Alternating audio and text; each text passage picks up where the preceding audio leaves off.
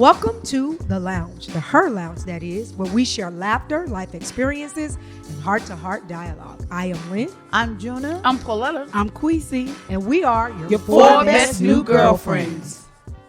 Hey everybody, welcome to What up, the what up, what up? Lounge. Hey. Happy Thursday. You already know this is the place where you experience great laughter. We talk about life experiences and heart-to-heart dialogue. So we're going to be talking about such a needed topic, such a universal topic. Rejection. How has rejection fueled you, though? That's going to be the twist. How has rejection fueled you? How has rejection gassed you up? How has rejection pushed you and propelled you? So that's what we're going to be talking about. So Queesa, she is our resident statistician. So Queesa, kick us off. All right. So we know that rejection is the opposite of being accepted. Mm-hmm. Okay. So that's what we're going to build from. So what really brought had my interest like heightened was when I read over insighttoday.com where it talked about the 4 unexpected ways people respond to rejection. So the first one was they develop higher self-esteem. And so they were saying that a 2015 study, I know that's kind of far back, but that study showed that some women being rejected increased their self-esteem. Only a specific group of women reacted to rejection with increased appearance, increased self-esteem, and made them go harder about how they looked outwardly. Then being creative is the second one. They said a 2013 experiment demonstrated that rejection can actually make people more creative. Then the third way that rejection can affect people is they become more confident. So just logically, when you're rejected, a lot of times people think that you lose confidence. But this research says that it just depends on the person. And sometimes it can increase their confidence. And then the fourth thing that really just piqued my interest was a lot of people, when they're rejected, they turn to religion. And so that is, so they form relationship with higher, whatever they deem their higher power, but they turn to religion, so it becomes a positive thing because now they're basing it on something that's bigger than them. So those were the 4 things. I think there was one more thing that I wanted to bring out, that rejection activates similar brain activity just as emotional stress or physical pain. So it's like when we feel rejection, our body almost acts like we stumped our toe or somebody hit us or something like that, which is why we have to work so hard to not be angered or affected negatively by rejection, but to actually allow rejection to fuel us in a better way. So I think that's all. It says that being rejection doesn't mean someone isn't liked or valued or important. It just means that one time in one situation with one person, things didn't work out. Rejection hurts, but it's impossible to avoid. So I think, let me see. Yeah. So I just want to expound on the research that there was one other thing that I had. Okay. So Gen Z, they just did a research survey on Gen Z in 2025. And these are the 3 things that they've been stung by when it comes to rejection. The one that was the most was jobs. That was 69%. They said it is constant no's in America now because of social media and because of the easy way you can just use AI to get things accomplished. Then the second thing was dating life. 27% of Gen Z said that rejection has stung the most when it comes to dating. And the last thing is rejection to universities or putting in to go to colleges. And they said only 5% of Gen Z felt like that stung the most. So those are the statistics. That's what we have. So Pauletta, from a counseling perspective, is rejection considered trauma? And what ways can we take the rejection that we've experienced and enforce it in a positive way in our own lives?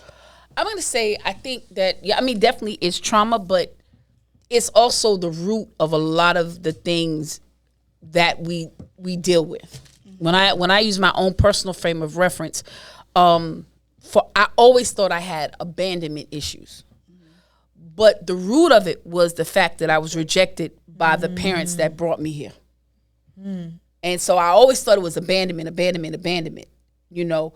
But really it was rejection. And so the difference is that I don't feel qualified. I don't feel worthy because the very people that created me rejected me, you know, and it caused me to develop all types of behaviors to prevent myself from being rejected. You know, I even had anticipated rejection or expected rejection. And that's when you go into a relationship waiting to be, like, instead of being able to live in a relationship, I'm too busy bracing myself in survival mode, waiting to be rejected. Yeah. So I can't even really enjoy the relationship because I'm too busy waiting to be hurt, too busy waiting to be rejected. You know, so it's definitely a form of trauma. And what ways? I think for me, understanding that what I needed, my parents didn't have to give me, and that I could have been aborted. I mean, you know, I couldn't be here, but they were like, you know what? Instead of doing this, we're gonna have her and give her to somebody that, you know. And then with the people they gave me to, I'm just like, come on, like I can't wait for losing. But I mean, God, come on. How much can a girl take here? But who says that? I'm just saying. But so I've taken that rejection and I understand that sometimes God has to get you here. You understand what I'm saying? Yeah. Sometimes, and however he got me here, he got me here. And so I can either sit in the fact that God was like, I need you on earth, or sit in the fact that people I don't even know gave me up. It seems like I need to go this way. You know what I'm saying? So you have to look at, I got rejected, and instead of looking at the why I got rejected, be like, okay, what is the lesson that I can learn from this? Because if you stuck in the why, well, what was it about me? Okay, you know, I was rejected, but this could have happened, and so this didn't happen. So I think it's all about how you look at it. You know, taking something negative and making it positive. What is the lesson you can learn from being rejected? Yeah. You know, I look at relationships that I was been in and I was ghosted. And then I look at the people they're with now and I be like, God, you know what? You did your big one on that. Yeah. Thank you for the rejection. Yeah. It couldn't have happened thank you for the rejection. So I think definitely just looking at the situation different and seeing what lesson can I glean from it will make you look at the rejection not so much so negatively and more so positively. Like you were saying that it's definitely trauma. And you was talking about, let's go looking at the positive versus the negative. Yeah. Like, I'm going to look at the fact that God got me here. May not have been the entrance I desired, Right. but I'm here. So, Juna, in that, how can that rejection be a catalyst for growth? And does rejection, like, reveal stuff about us, to us, like characteristics about us, to us? Is that possible? When we talk about whether or not rejection is a catalyst for positive growth, I think the rejection is the event, right? Whether or not it's a positive or a negative experience is going to be based on how we process it and how the choice that we make. Going back to Pauletta's point, this is how I got here. But at least I'm here. Do I live in my frustration about how I got here? Or do I move forward with the fact that I am here and accomplish everything that I'm supposed to accomplish in this earth? That's good. Right? So whether or not it is a catalyst is going to be contingent on our response to it. If I choose to live in the actual event of the rejection, it is not going to be considered positive growth for me.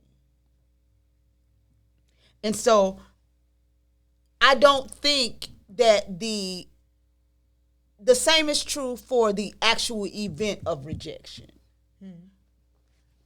I don't think rejection is the result of something, a deficiency. I don't, you know what I mean? Like an area of improvement. I don't think that, because being rejected is subjective. And what I mean by that is that the same way I choose to accept or reject is the same way someone else chooses to accept or reject me, right? So whether or not you accept or reject me doesn't necessarily mean that because you reject me, there's something going on with me. Right. Yes. That's You understand good. what I'm saying? So, but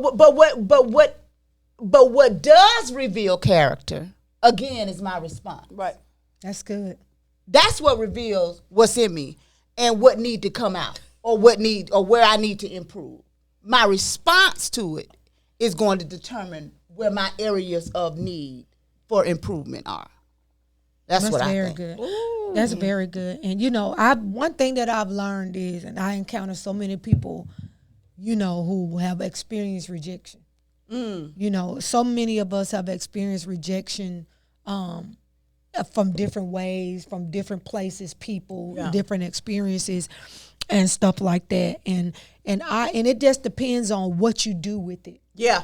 What you do with it. It can be fuel or it can be water. It can put the fire out or it can start one. So, it's dependent on what you use it for. But you also have to be careful that you don't allow rejection to be the thing that drives you only. And that's important, because what can also happen is a lot of people who have been rejected are also perfectionists. All right. And a lot of people who have been rejected also live their lives trying to prove something to other people. You know what I'm saying? And whenever you're living your life trying to prove something to somebody else, that somebody else is controlling your life. And that's why let your haters be your motivators is a foolish statement. Why you say that? Why you say that? Listen up, ladies and gentlemen. Because it sounds good. It does sound good, but I don't need them to consistently motivate me. Yeah. And I Because don't need that that means to when drive. nobody's hating me, I'm not not motivated. Right. You know what Or I'm the saying? only reason why I am motivated is because It's because somebody hated you me. understand how foolish that is? I get it. Wow. And I mean, it may be great to say, rejection can be an initial motivator. Yeah. But it shouldn't be a consistent motivator, because it's really twisted. You know what I'm saying? Because rejection is painful.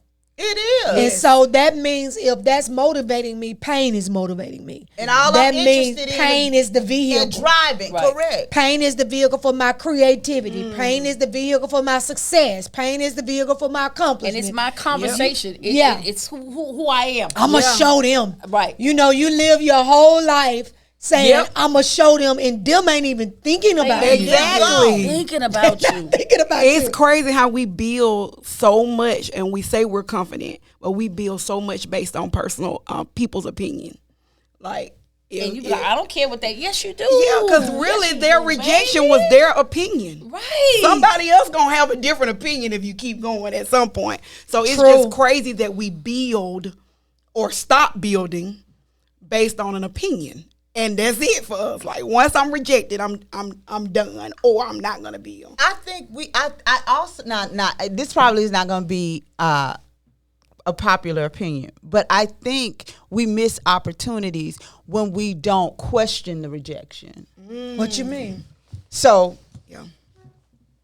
let's go back to the statistics and how the percentage was so great with when it came to application of employment.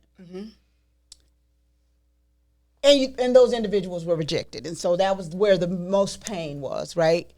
But when there isn't a question, if you don't take the opportunity to reach back out to say, Why?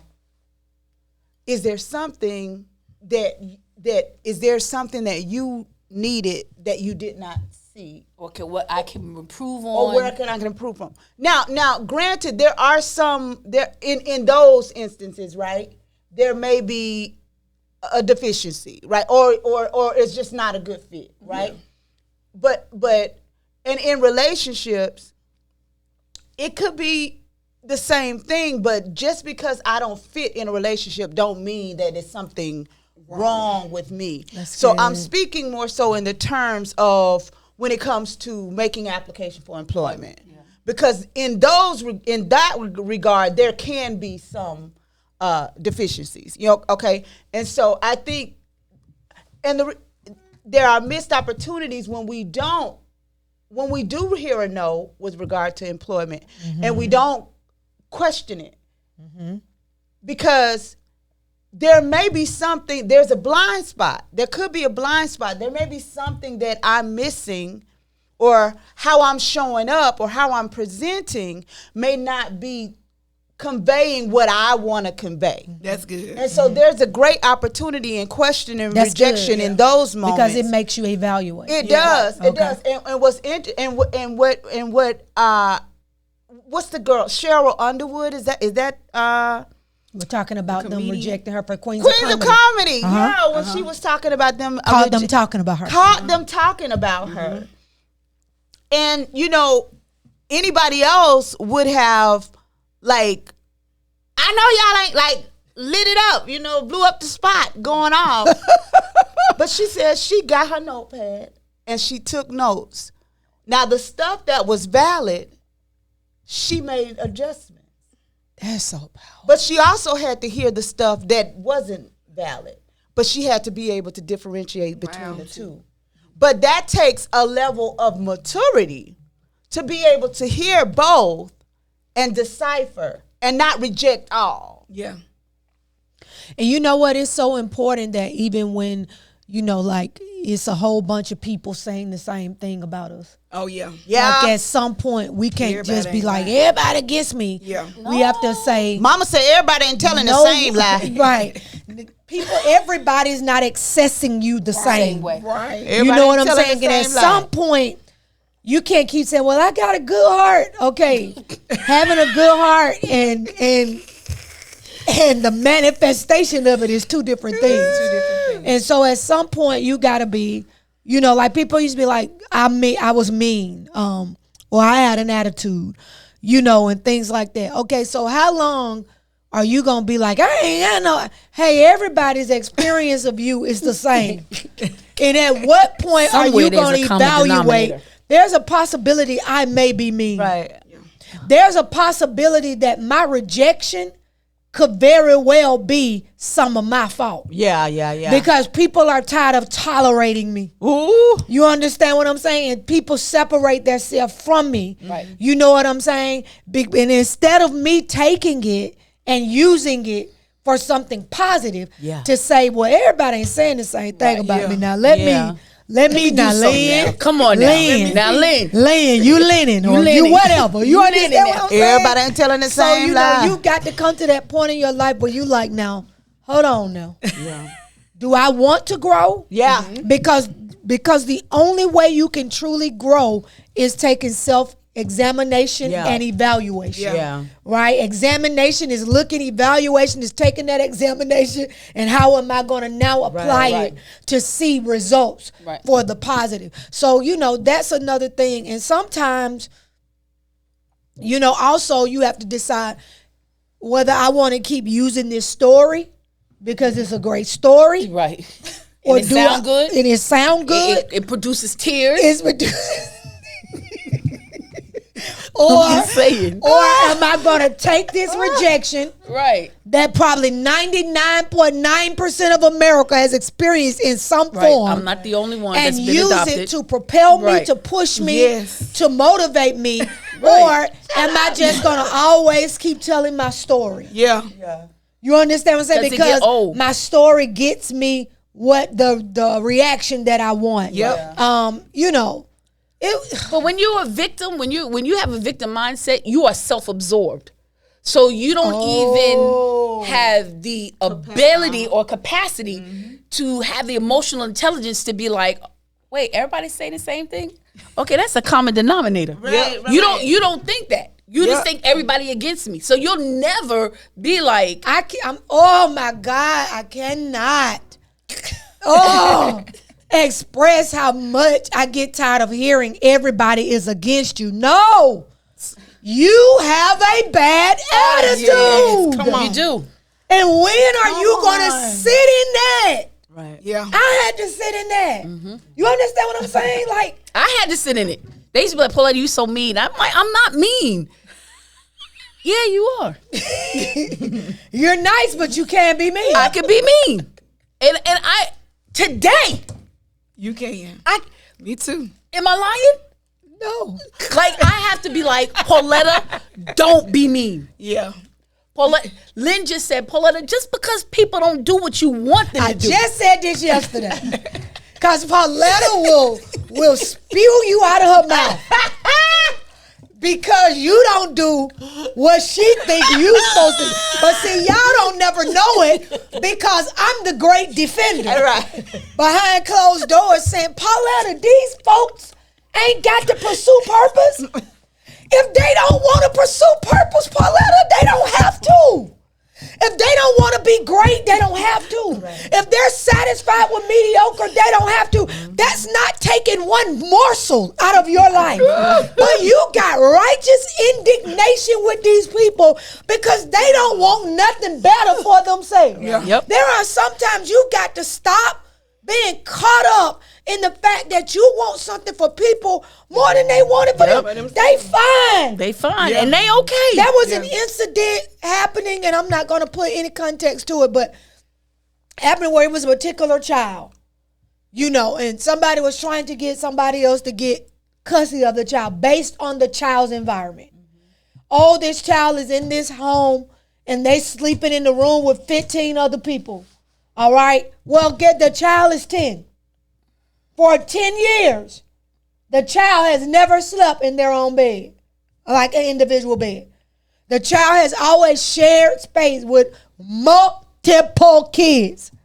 All right? And I said, something's wrong with that to you. Nothing's wrong with that to the child. Because this is the norm for the child. Yeah. So in your mind, you're thinking, let me go save the child. No, leave the child alone because the child is happy. Because that's all the child knows. And you may pull the child out of that situation and get them their own bedroom. But you don't have the emotional intelligence to give them what they need emotionally. So, yeah, you got your own room, but that child don't even know how to operate in a room by themselves. Because they've never... Sometimes what we think is travesty and tragedy for other people is comfortable for them. And they are therewith content. Yep. And sometimes you got to let them be. We have a mutual friend that we just be like, they've reached their pinnacle. Pauletta be angry. I'm not. I'm talking about I'm not angry at all. And I have to constantly remind her. Constantly. They have gotten what they wanted. Yeah. They have reached their biggest goal. Right. Just because you and I have new, fresh goals, we can't get mad at other folks because their goals have expired. Right. We must move on. You understand? And I need that I reminder. Can move on. I need but that reminder. Pauletta be mad. She don't want to talk to him. She don't want to deal with him. She don't. No, it's bad. Nope. And I was like, you cannot get mad at people because at the end of the day, it's because they're not doing what you want them to do. But see, and this goes back to having a community. You understand what I'm saying? Because if I didn't have a community, I would be stuck being mad at everybody. Yeah. But you need a community to be like, you wrong. Now I love you to death. Yeah. Fight 4 fat cows for you. But you wrong. And you not gonna be mean. That's what I be saying. You're not gonna be mean. Stop it. You wrong. That's wrong. You know what I'm saying? But stop being mean to that girl. Stop being mean to that boy. He don't have to do what you say. These are the things that I be saying. Pauletta, he does not have to do what you say. I can hear this. This is literally what I be saying. And you can see the light bulb go off in her head. And she be like, You're right. You don't. Like, you wasted your man. You be so mad. And when you get through, this person's still gonna be content in averageness. Ooh. Yeah. Cause everybody don't want to pursue purpose. That's true. So true. Some people just want to shop.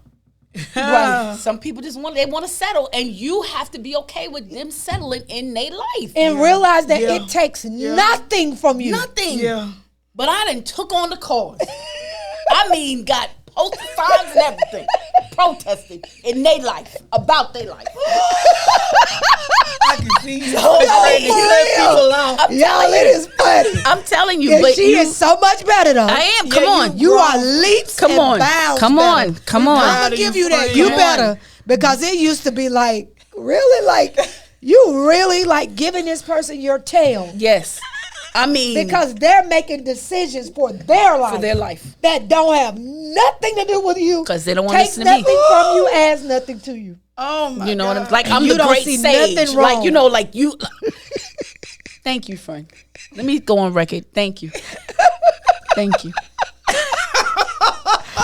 Let me tell you Y'all this, better you get a know, community. let me say this about Pauletta. It's with me, and this is maybe something that people may never believe, but she often has to make me sit in my humanity. Like, hey, you know you human. You can like somebody. You like them, friend. It is okay. You like them a lot. Then I have to be like, I do.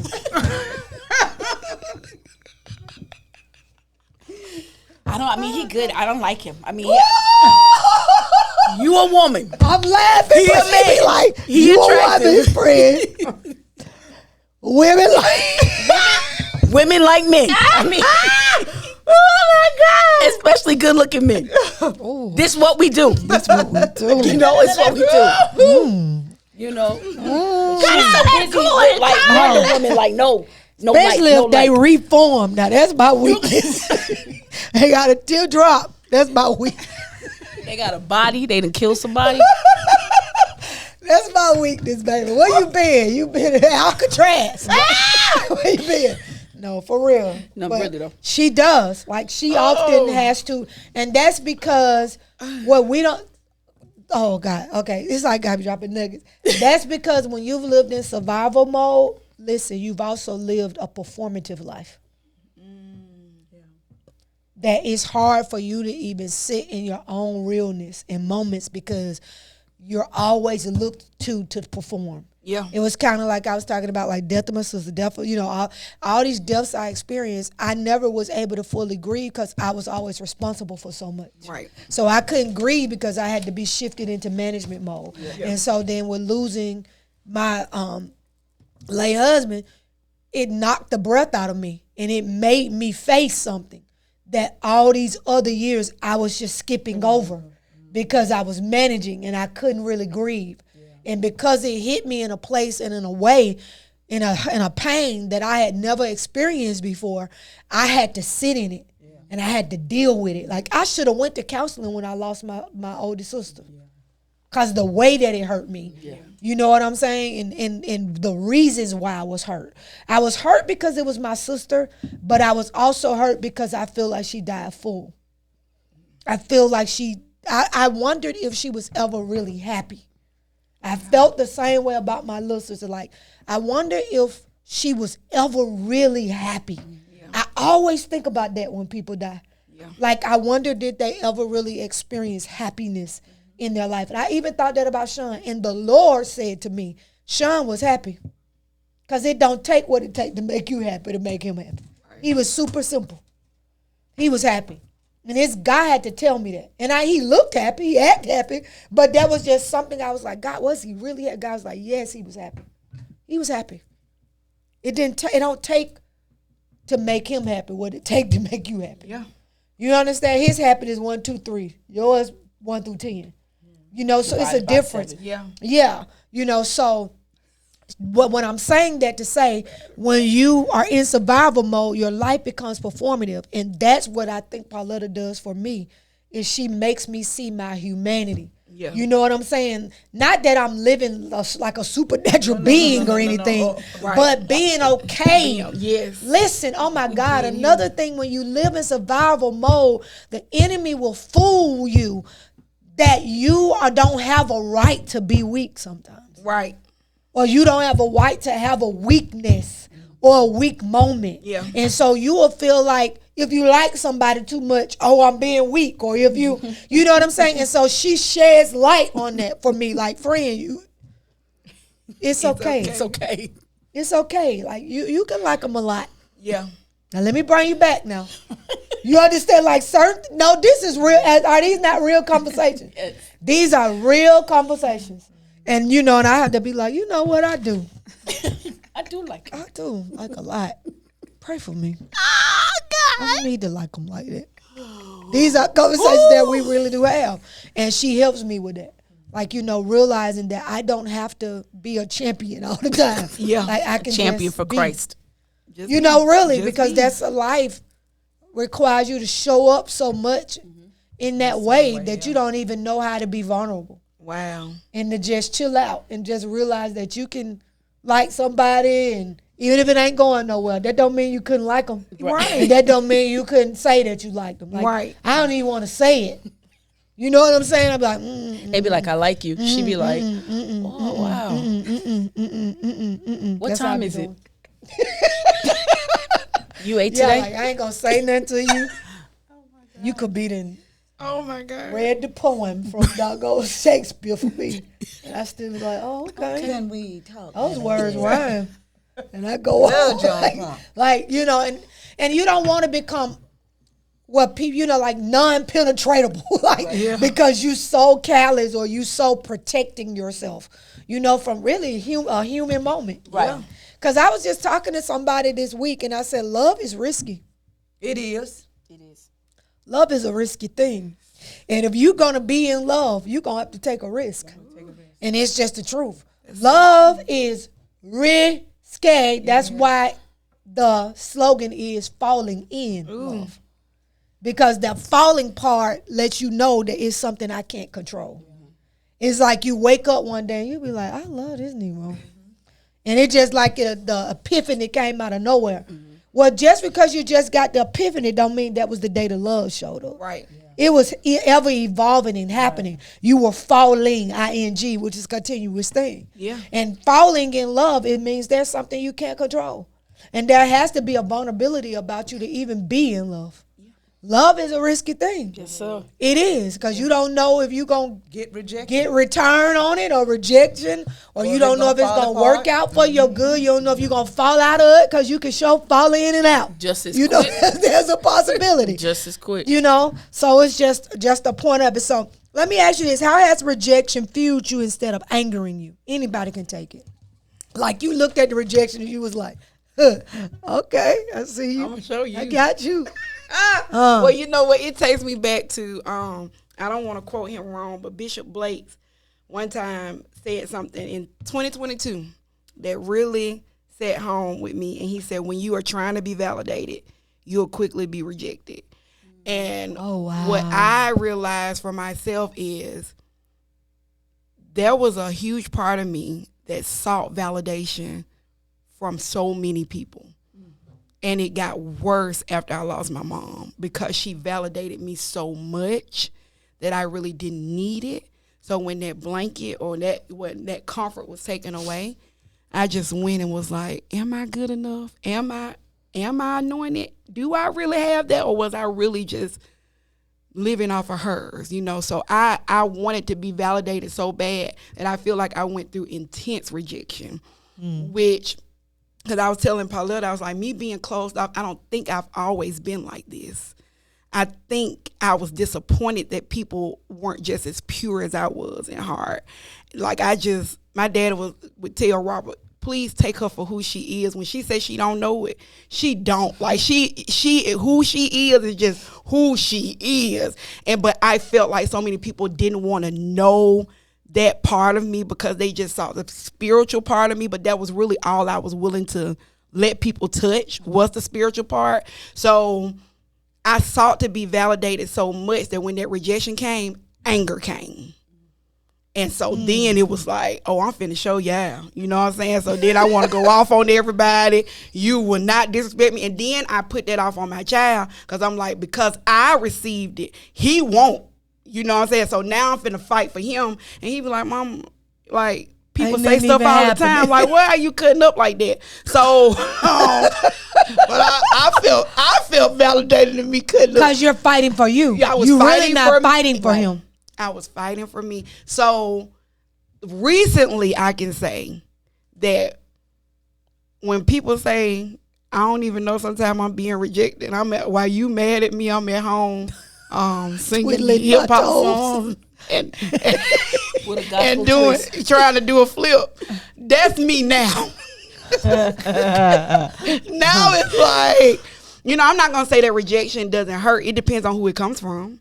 It has to come from a place that matters. That to matters. me. And yeah, because it's so much that doesn't. That just doesn't apply to me because that's just not how my mind is made. It's like if it don't apply to me, I just be like, okay. But I will say that now it has fueled me to keep going where it used to make me stop. So now it's like, okay, I gotta know from that. It goes back to what y'all were saying. That doesn't mean that something is wrong with me. But that's how I used to take it. Like a no meant something was wrong with me. Like, I'm telling you, it goes all the way back to a little girl coming home with a cute hairstyle, like a twist out. And my dad'd be like, you got your hair done? I was like, yeah. And he was like, oh, that ain't cute. And I go straight to the shampoo bowl. I hated my daddy not to like anything about me. And I took that to my marriage. Ooh, and then I took that to so many others. And I'm like, I was strong-willed. So I didn't want to just say, I just want you to tell me I look cute. I didn't know how to say that. I'm like, you should know to say that. But I didn't realize that a lot of me, like, coming out at people I was expecting me from them, right? And so I had to realize that, Quisa, like, they don't think like you and they don't have to think like you. Why do you need that much validation? Why is that? So that's the work that I've had to do, the inward work, to know that I don't need that. What I need is to realize that no comes with the territory of being great. Mm-hmm. And walking in success. That's that good. You're going to get a no. And it's okay. You're going to live to tomorrow. And one day, you're going to get the right yes. And actually, I'm not angered. Now I want to tell people, thank you for telling me no, because my immature self saw it that something was wrong with me. But as I mature, I see I wasn't ready when you said no. You know what I'm saying? So now I'm like, thank you, baby, because I was trying to walk in something that I ain't even had the capacity to feel. Thank you. Thank you. I thought I knew, but I did not. I do not want that. And it has helped me identify how much I thought I wanted that I really did not want. But does that mean that keeps me from realizing that purpose is something that not all I want? It's finding that balance in there. But there's so much that I thought that I was just walking in the steps of everybody else, and I had no identity myself. So really, no's have made me come to know who I am more. You know what I'm saying? Like, go back and really review, Queasy. Who are you? What do you want? What do you like? Do you even know what you like? You know what I'm saying? Like, you're chasing all of this validation from places that may not even be going in the direction you're supposed to be going in. That really was a healthy redirection. Like, thank you for saying no. So, yeah, I will say that now, instead of being angry, I'm thankful for a lot of the rejection I got because I wasn't there. So do you look for validation now? There are certain people, you know what I'm saying, that I seek validation from. Do you seek it or you desire it?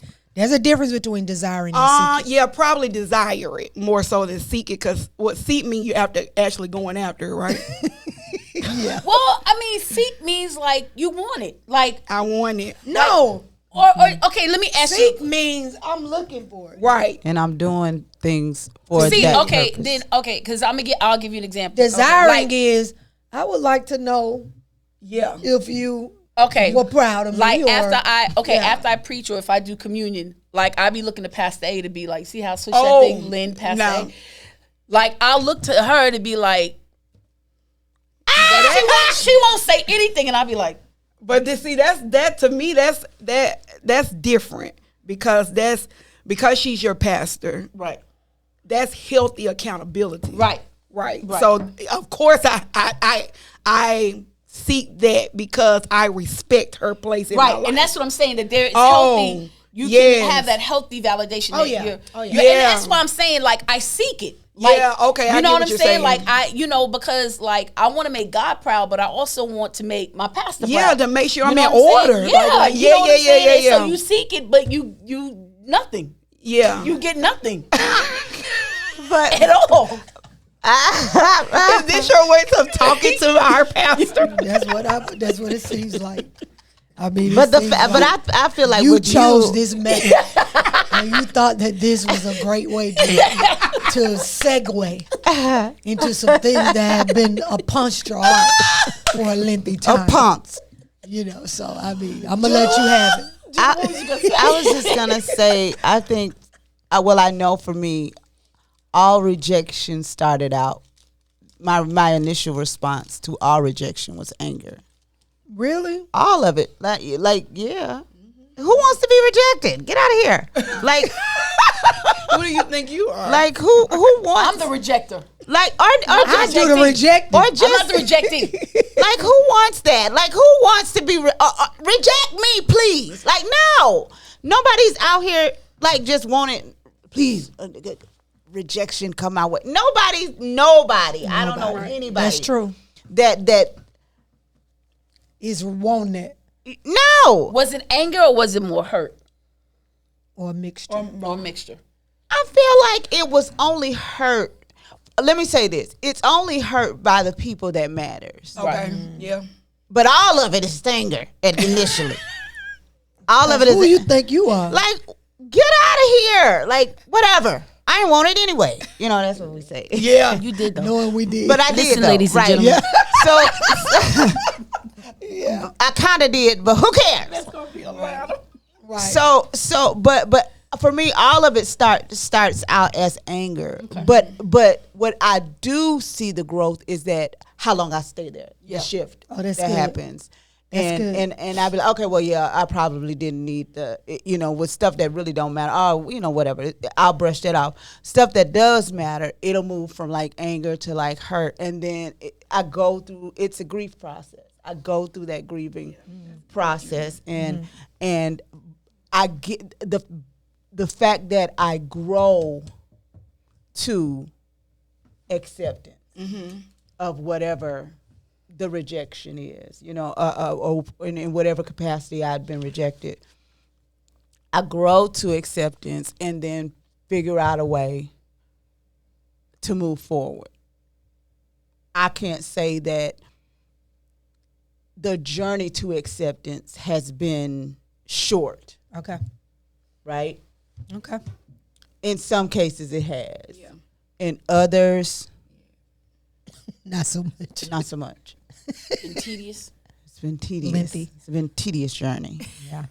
But I think rejection will fuel regardless, whether it's positive or negative. That's true. Rejection We will make a decision fuel. of how it's fueled. That's make very that decision. good. That's very good. And I think that, if we all would be honest, for some form of rejection that we've experienced, now that we're on the other side of it, was probably the best thing that ever happened to us. Because I learned some things we don't know how to walk away from unless we get hurt. That's true. I have a saying that I put out on Facebook a long time ago. I was saying, nothing can make you move sometimes like a broken heart. Like sometimes God has to allow your heart to be broke to get results out of you, because you keep trying to hold on to people, places, and things that have expired in your life. And the only way that he can get you to move forward is he has to tear them away from you. Because when he tried to peel them, you kept holding on to them. So, and anybody knows when something is ripped, it hurts. It hurts. You know what I'm saying? So that's sometimes how it has to be allowed, because we just wasn't getting the cues. When he was like, go on now. We wasn't getting the cues. We kept on trying to make it do what it do when it wasn't never doing nothing from the beginning. And so, but I've learned that now rejection has hurt me deeply. Yeah. Woo! And it's because of some forms of rejection I've made a decision. I will never be the same with some people because of the level of mishandling. Now, have I forgiven? Yes, because forgiveness does not equal access. Yeah.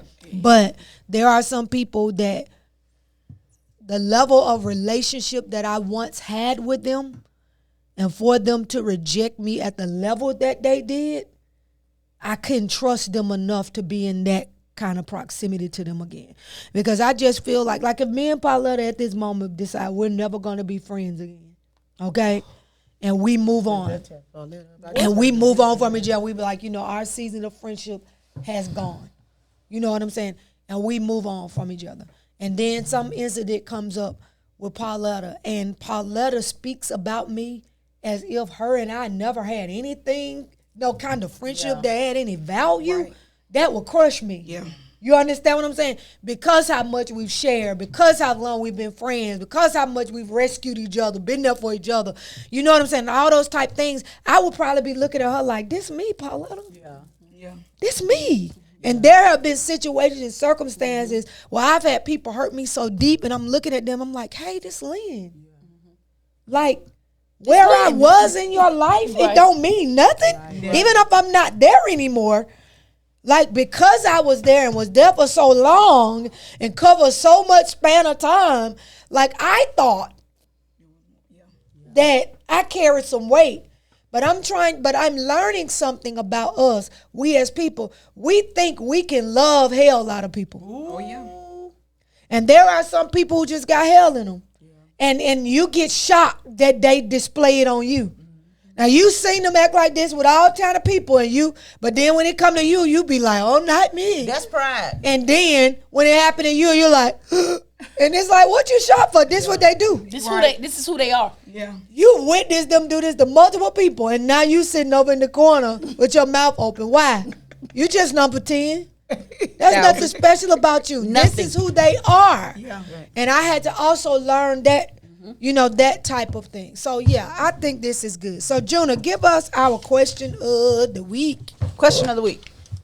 What steps have you taken to ensure that your rejection fuel is not releasing lead compounds that are hazardous Who came up with your this question? emotional and relational environment? Who do you think came up with it? Flag on the play. What chemistry teacher? Judah came up. Van MD. Because we're talking about fuel. Tell her, Judah. And you made that reference. And I made that reference. And that parallel. Are related to the protons that cause the neurons. There are hazardous lead compounds. Lead compounds. I'll read the question again. Please do. Okay. No interruptions this time. The question: what steps have you taken to ensure that your rejection fuel is not releasing lead compounds that are hazardous to your emotional and relational environment? Okay, what is lead compounds for the lads? Right. So lead compounds. Tell you she worked for the Environment Protection Agency, EPA. They can be either hazardous or they can be like ethanol is not hazardous. But like you get gas that's leaded gas. Leaded gas is hazardous to the environment. Okay. So like bitterness would be like a lead compound. A lead compound that is hazardous. Mm-hmm. That's good, Jonah. Okay, we're not that I think smart. that might have been. I think that might have been. I want to work on it. Okay, because if I got to go through do all that explain, it's too much. Too much.